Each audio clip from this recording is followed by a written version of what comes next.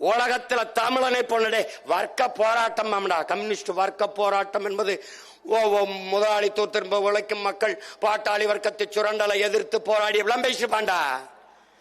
ரெண்டே வயலடா நம் தாத்தை.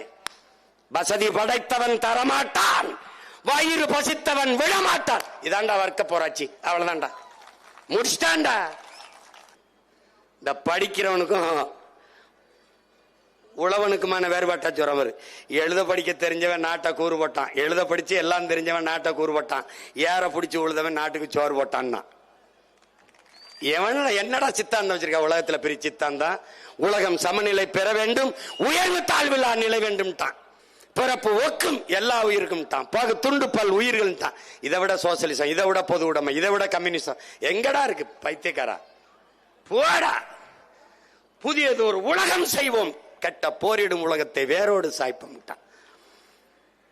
பொது உடைமை கொள்கை திசையட்டும் சேர்ப்போம், புனிதமோடு அதை எங்கள் உயிரென காப்போம்.